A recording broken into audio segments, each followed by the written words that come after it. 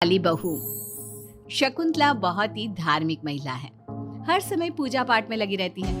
वो कोई भी काम बिना शुभ मुहूर्त के नहीं करती है। शकुंतला अपने बेटे राज की शादी करवाना चाहती है, इसलिए वो पंडित जी के पास राज की कुंडली लेकर जाती है। प्रणाम पंडित जी, मेरा बेटा राज बहुत संस्कारी है। पूजा पाठ और धर्म कर्म के कार्यों को बहुत निष्ठा से पूर्ण करता है। मैं अपने बेटे की शादी कराना चाहती हूँ, इसलिए उसकी कुंडली ले आई हूँ। शकुंतला पंडित जी को कुंडली देते हुए कहती है और पंडित जी कुंडली को ध्यान से देखकर कहते हैं, बेटे, तेरे बेटे का उज्जवल भविष्य है। इसका गृहस्थ जीवन भी अच्छा रहेगा, परंतु क्या पंडित जी?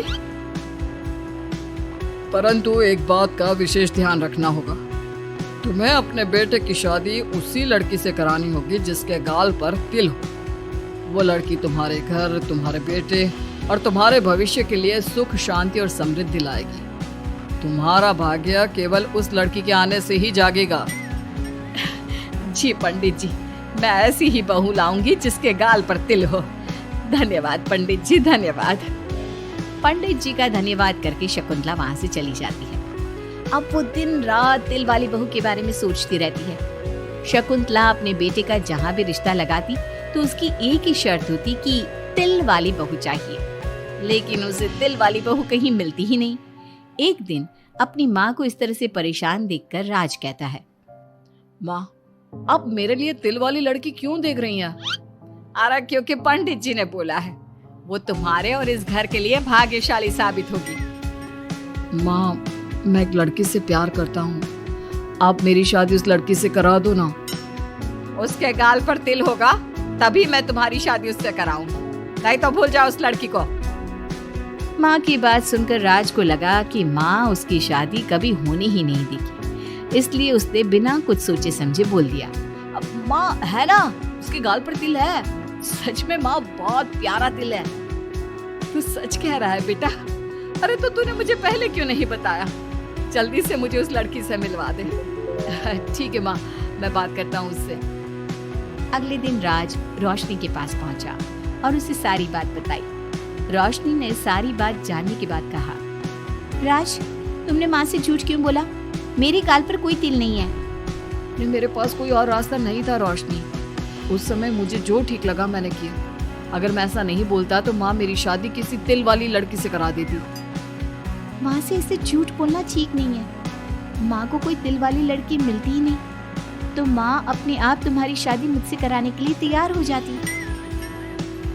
अरे तुम्हें पता नहीं, पंडित जी के मुख से निकली बात मेरी माँ के लिए पत्थर की लकीर है। वो आकाश पाताल एक कर देंगी, लेकिन तिल वाली लड़की ढूंढ कर ही रहेंगी। जो भी हो राज, लेकिन माँ को जब कभी सच्चाई का पता चलेगा तो उन्हें बहुत दुख होगा। और मेरे गाल पर तो तिल है ही नहीं, अब मैं माँ से कैसे मिलूंगी? तुम अपने गाल पर काजल से एक तिल बना लो ना, बाकी मैं संभाल लूंगा। अगले दिन रोशनी ने ऐसा ही किया। उसने काजल से गाल पर एक तिल बना लिया। इसके बाद राज ने रोशनी को अपनी माँ से मिलवाया, और जब शकुंतला ने रोशनी को ध्यान से देखा तो उसके गाल का तिल देखकर बहुत खुश हो गई और दोनों का रिश्ता पक्का कर दिया। कुछ ही दिनों में शकुंतला ने राज और रोशनी की शादी बहुत धूमधाम से करा दी। बहू, राज, जल्दी बाहर आओ, एक खुशखबरी है। रोशनी और राज बाहर आते हैं। राज, देखा, मेरी बहू के भाग्य से घर में खुशी आने लगी। जिस जमीन का केस हम पिछले 10 साल से लड़ रहे थे ना, वो केस अब खत्म हो गया है। अभी अभी वकील साहब का फोन आया है, वो केस हम जीत गए हैं। माँ, ये तो बहुत अच्छी खबर है। ये सब आपकी मेहनत का फल है। आपने इस कोर्ट केस के चक्कर में बहुत मेहनत की है। अरे नहीं बेटा, ये तो मेरी तिल वाली बहू के भाग्य से हो रहा है। पंडित जी ने बिल्कुल सही कहा था। शकुंतला रोशनी को बहुत प्यार करती है, लेकिन रोशनी के मन में दुख होता है। वो सोचती है, माँ मेरे झूठ को सच समझ रही है। अगर माँ को ये पता चल गया कि ये तिल नहीं काजल है तो उन्हें कितना दुख होगा। मैं आज ही राज से बात करूंगी कि वो माँ को सारी सच्चाई बता दे। शाम को राज घर आता है तो रोशनी राज से कहती है, राज, हमें माँ को सारी सच्चाई बता देनी चाहिए। घर में कुछ भी अच्छा होता है तो माँ को लगता है कि सब मेरे गाल के तिल की वजह से हो रहा है। तुम्हारे गाल की तिल की वजह से कुछ नहीं हो रहा। लेकिन हाँ, तुम्हारी वजह से हो रहा है। तुम इस घर में लक्ष्मी का रूप लेकर आई हो। सब बात ठीक है राज, लेकिन मैं माँ से और झूठ नहीं बोल सकती। मैं कल ही उन्हें सब कुछ सच सच बता दूंगी। नहीं रोशनी, अभी हम कुछ नहीं बता सकते। अभी हमारी शादी को ज्यादा दिन भी नहीं हुए। तुम माँ के दिल में अपने लिए थोड़ी और जगह बना लो, उसके बाद में पक्का मैं ही माँ को सब कुछ बता दूंगा। इस तरह से दिन गुजरने लगते हैं और शकुंतला के घर में खुशियों का आना लगा रहता है। शकुंतला अपनी बहू से बहुत प्यार करने लगी थी। एक दिन शकुंतला रोशनी के कमरे में गई। बहू, ओ बहू, कहाँ है तू? माँ मैं बाथरूम में हूँ, नहा रही हूँ। अरे देख तो मैं तेरे लिए क्या लाई हूँ, जल्दी बाहर आ। अब मैं क्या करूँ? मेरे पास तो काजल भी नहीं है। अब चेहरे पर क्या लगाऊं? राज तुमने अच्छा फंसाया मुझे। माँ आप अपने कमरे में जाइए, मुझे नहाने में थोड़ा टाइम लगेगा। मैं खुद आपके कमरे में आ जाऊंगी। नहीं बहू, तू जल्दी से निकल कर आ, मैं यहीं बैठी हूँ तेरे कमरे में। जब रोशनी को इस बात का एहसास हो गया कि उसकी सास कमरे से नहीं जाएगी, तो उसने अपने गीले बाल एक तरफ कर लिए और बालों से अपना आधा चेहरा छुपाकर बाहर आई। बहू नहा ली तुम? देखो मैं तुम्हारे लिए नई साड़ी और गहने लाई हूँ। आज शाम को बहुत मेहमान आ रहे हैं, मैं तुम्हें सबसे मिलवाऊंगी। मेहमान किस लिए आ रहे हैं माँ? अरे तुम्हें राज ने बताया नहीं बहू? हमारी कंपनी इस साल नंबर 1 की पोजीशन पर पहुंच गई है और ये सब तेरी वजह से हुआ है। चलो मैं चलती हूँ, मुझे शाम की बहुत सारी तैयारी भी तो करनी है। जब शकुंतला रोशनी के कमरे से चली गई, तब उसकी जान में जान आई। शाम को पार्टी में बहुत बड़े बड़े लोग आए थे। शकुंतला ने अपनी बहू को सबसे मिलवाया और उसकी खूब तारीफ की। पार्टी में सब लोग शकुंतला के सक्सेस का राज पूछ रहे थे, तो शकुंतला अपनी बहू और उसके दिल की तारीफ कर रही थी। एक दिन शकुंतला अपने बहू बेटी के साथ घूमने गई। आज हम घूमने आए हैं तो देखो मौसम भी कितना प्यारा हो गया है, लगता है बारिश आने वाली है। शकुंतला के इतना कहते ही जोरों की बारिश शुरू हो गई।